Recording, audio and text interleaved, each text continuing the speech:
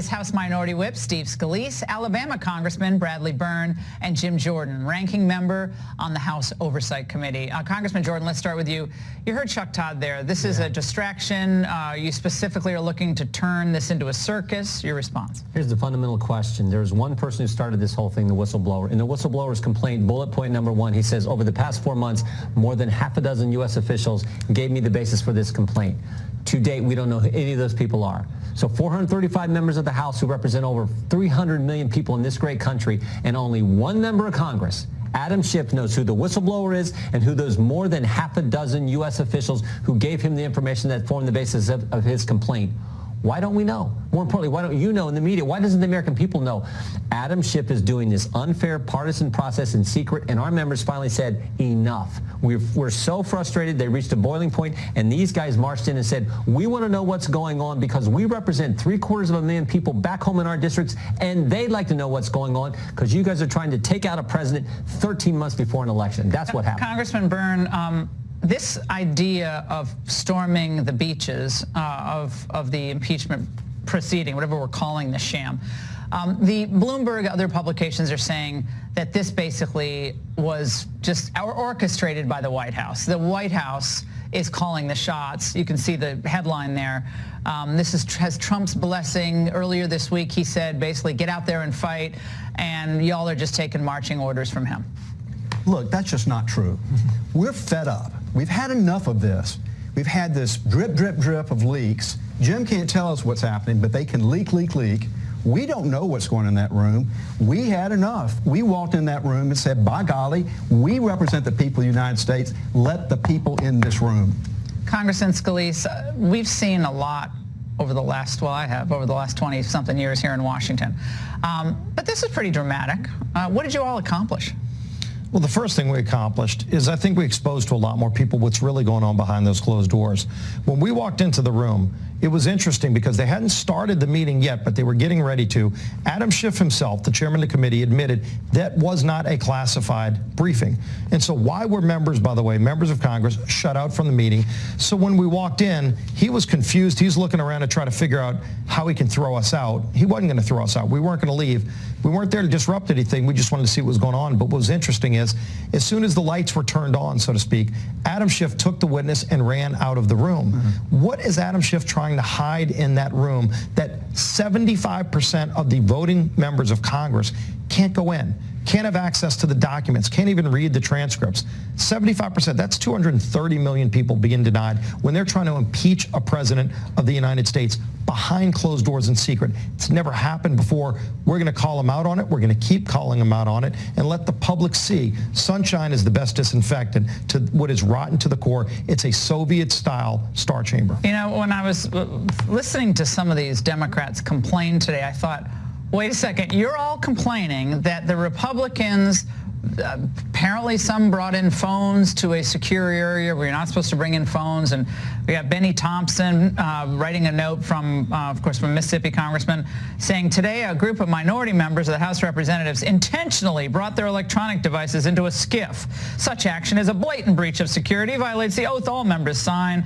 I'm requesting you take action with respect to the members involved in the breach.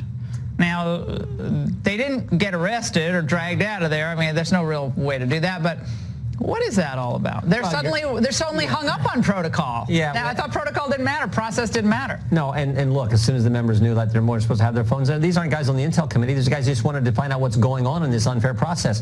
So they walked in when they were told you had to take your phone. They took their phones out, had someone take their phone out, but they stayed there to see. And Steve is exactly right. Adam Schiff said, I'm going to take my football and go home. Because when they all come in there, he says he asked the witness to get up and leave, and he just left. But they all went back for a vote, and Schiff comes back in and does the deposition, Congressman Byrne, at 3:15. Exactly right. So I go back and I say, it's a PR deal, which I like, because I think they play this stunt game all the time. I think Republicans are frankly quite abysmal at selling the president's a record of huge peace and prosperity. I think it's getting better, but I don't think it's been good enough. His numbers should be way higher, and I think all Republicans got to amplify that message. But he goes back and does the depo at 3:15, so what did you guys accomplish? We accomplished showing the people of the United States what a farce this is. Jim and them have been in that room for a long time, and they've been seeing it and telling us, guys, if you were in there, you wouldn't believe it. My first thought when I walked in that room was, this is pathetic. And if the American people could walk in that room with us and see what's going on in there, the American people would say, this is pathetic. This is not our constitutional democracy. They're trying to take it away. A friend of mine texted me this afternoon, and she watches a show, and she was born in another country, and she said, is this America? I wasn't born here, but this doesn't seem like what happens in America. It was just a very, in my view, common sense comment. Congressman Scalise, on what's going on here. And people say, oh, it's only about process. The process does ensure fairness. Exactly. Without a process in place, we have no due process in our Constitution. Imagine if that's out the window. So they all claim to stand on right to confront accuser, equal protection, due process. But when they say, well, guys, this is fundamental fairness being violated here.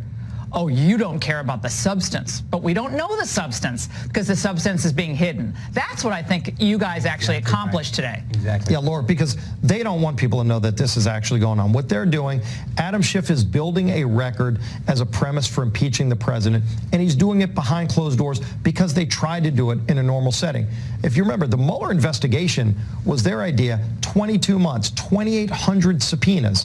There was every kind of investigation you can imagine, and it yielded absolutely nothing. The president didn't do anything wrong. There was no collusion. There was no obstruction, and it crushed them. They thought that was going to be their basis for impeachment. So what do? They don't give up. They go on and looking for something else. This is a witch hunt. They're meandering around trying to find something, and the only way they can do it is not through a fair process where both sides get to call witnesses, which has always been the case in impeachment.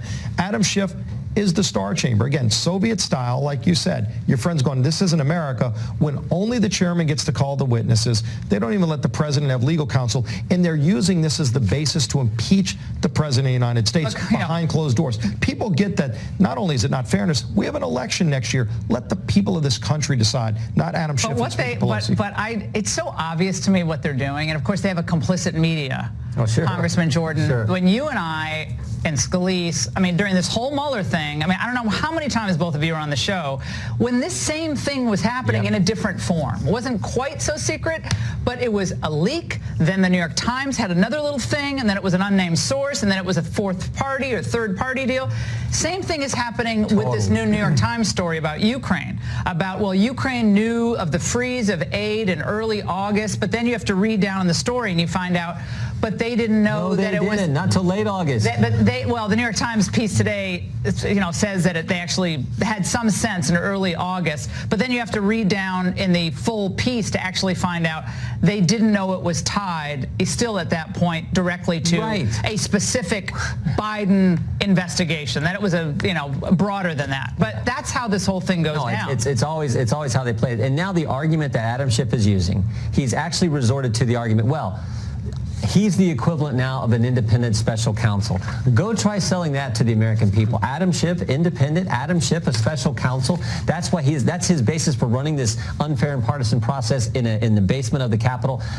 People can see through that. One thing I know about the American people, they get fairness, and they instinctively know that this is not fair. And that's what we tried to highlight even more for them today when these guys stormed in the room. Congressman Byrne, today we learned, we don't know what it is yet, but we have learned that there is yet another instance of bias that the whistleblower harbors politically, apparently, not just having worked in some capacity for Biden, not just being a registered Democrat. Apparently there's another thing. Again, something else nobody knows, and that's why President Trump keeps tweeting, where's the whistleblower? Yeah. Why are we calling this a whistleblower? We don't even know if this, I don't know, this IG, that none of this was important, I guess, to the Inspector General and kind of vouched for the whistleblower. But it's just, again, this all seems like cooked in the biscuits here. One of the fundamental things you do when you're interviewing a witness or you're trying to understand a witness is to try and understand what their motivations are. If we don't know who this person is, we can't tell what their motivations are. So they're hiding the witness. When they hide the witness from the triers of fact, we can't decide what's right, what's true. They're trying to keep the truth from us, but in doing so, they're trying to keep the truth from the American people, because they know if the American people see the truth, that'll be the end of this case. I want to play a soundbite, hold on, from Congressman Castro, not the one running for president, but Congressman Castro today. Watch. It looked like a mob scene. It looked like a kind of a mob party coming into that room. This was kind of the most tense situation in Congress in a long time, particularly with that many people. Folks were yelling at each other. It just got very unruly for some time there.